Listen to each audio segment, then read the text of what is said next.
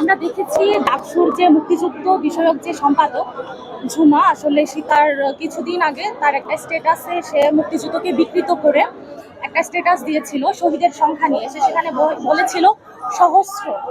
এই যে যারা ইচ্ছাকৃতভাবে সিস্টেমেটিক্যালি আসলে বাংলাদেশের যে মহান মুক্তিযুদ্ধকে তারা বিতর্কিত করছে, এটা আসলে আমাদের সকল সাধারণ ছাত্র জনতা সবাইকে আসলে প্রতিহত করতে হবে। কারণ আমাদের মুক্তিযুদ্ধের ইতিহাসকে কিন্তু আমাদেরকে ধারণ করতে হবে এবং এই আমাদের যে গৌরবের যে মুক্তিযুদ্ধ, মহান মুক্তিযুদ্ধ, এটাকে কিন্তু আমাদেরকে সামনে প্রজন্ম থেকে প্রজন্মের কাছে কিন্তু পৌঁছিয়ে দিতে হবে। এখন যে ধরনের তারা ইতিহাসকে বিকৃত করতে যাচ্ছে, এদেরকে কিন্তু প্রতিহত করতে হবে সকল ছাত্র জনতাকে। দেখলে আমার কাছে মনে হয়েছে যে আসলে সে মুক্তিযুদ্ধকে নিয়ে যেভাবে বিতর্কিত একটা স্ট্যাটাস দিয়েছে, তার বিরুদ্ধে কিন্তু রাষ্ট্রদ্রোহী মামলা হওয়া উচিত।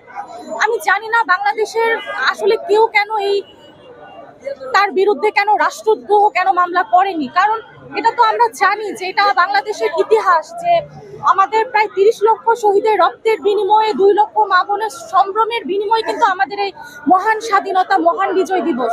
এবং সেখানে যদি সে এই ইতিহাসকে যদি তারা বিকৃত করে, এটা আসলে আমাদের জন্য অনেক লজ্জা।